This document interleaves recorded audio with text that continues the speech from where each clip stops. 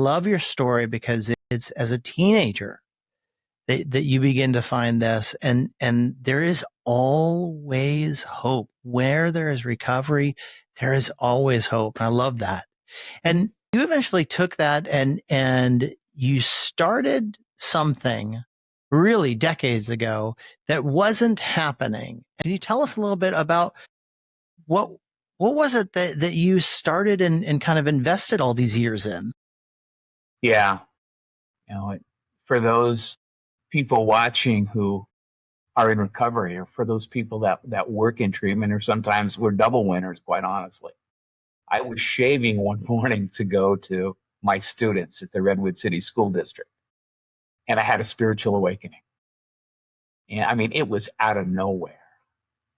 And what happened is I'm looking in the mirror, and what hit me was what an incredible gift I was given at the age of 14 to get help at one of the lowest points of my life, quite honestly.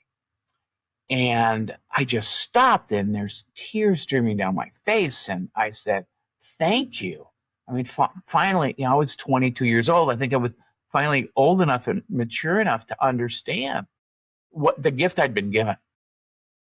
And while I embraced that, because it was like, why me? Why not my older brother? Why not my older sister? How come I got this gift?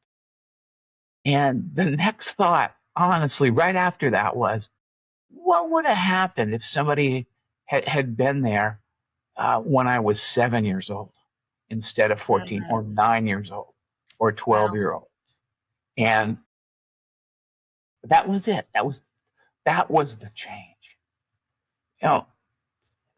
Mark Twain once said that the two most important days in a person's life are the day they're born and then the day they figure out why. Yeah. And so, that was my why right there.